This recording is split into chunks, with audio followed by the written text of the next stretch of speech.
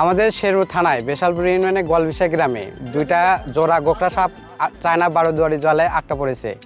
আমরা তাৎক্ষণিক ফরেস্ট অফিসারকে জানাই, তার নির্দেশে আমরা সাটকে রেখেছি। তারা আসতেছে আমাদের এই সাপটা উদ্ধারের জন্য। পরিবেশের জন্য এই সাপ আমাদের খুবই গুরুত্বপূর্ণ ভূমিকা পালন করে।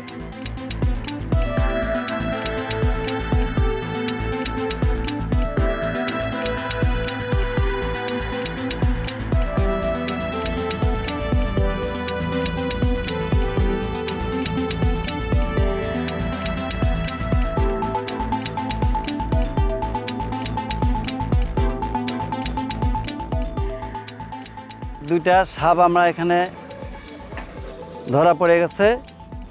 আমরা সাপ আমরা বারবার দেখি ওই দুটো, তো ধরা পানে, তাই আজকে ধরা পড়ে গেছে সাপ দুটো।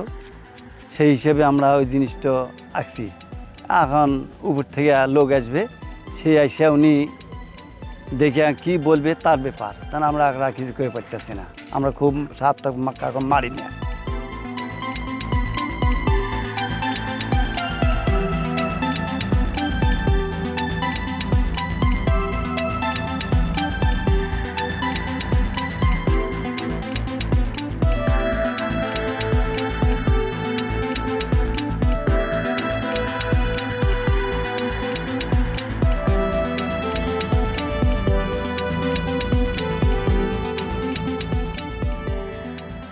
চায়না দুয়ারি জালে দুইটা বিষধর সাপ আটকা পড়েছে এবং স্থানীয় জনগণ ওখানে ভিড় জমাইছে।